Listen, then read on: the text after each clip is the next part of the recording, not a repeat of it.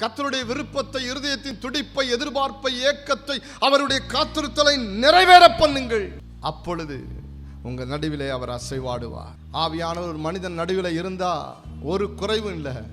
ஆலோசனைகள் வரும், நடத்திப்பு வரும், வெள்ளியும் பொன்னும் அவரிடத்திலிருந்து வரும், செழிப்பும் சமாதானமும் அவரிடத்திலிருந்து வரும், அவருடைய பாதுகாப்பு ப்ரொடெக்ஷன் நமக்கு கிடைக்கும், எல்லாமே கிடைக்கும். ஆனதான் அங்கே வசனம் சொல்லுகிறது, இன்று முதல் உங்களை ஆசீர்வதிப்பேன்.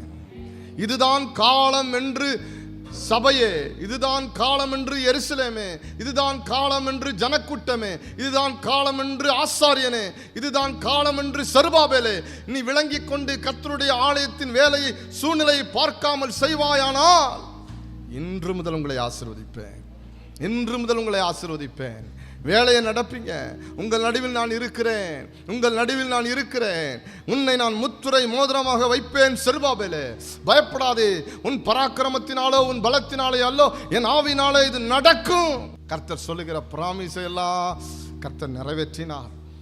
பிரியமானவர்களே, உங்க வாழ்க்கையில கர்த்தருடைய பிராமிசஸ் ஆமென் நிறைவேறும். ஒன்று கூட கீழே விழாது, ஒன்று கூட கீழே விழாது.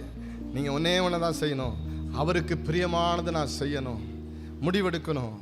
ரெண்டாவது, அவருடைய சமூகத்தில் காத்திருக்கணும், அவருடைய சமூகத்தில் காத்திருக்கணும், அவருடைய பிரசன்னத்தால் நிரம்பணும், அவருடைய ப்ராமிஸ் வாக்குத்தத்தங்கள் எல்லாம் ரிசீவ் பண்ணணும், அவரை விசாரிக்கணும், அவரோடு உறவாடணும். ஆவியானவருடைய உணர்வை நீங்கள் பிரேக் பண்ணாம, அழிச்சு போடாம காத்துக்கொண்டு அவரோடு நடக்கணும். ஹல்லேலூயா.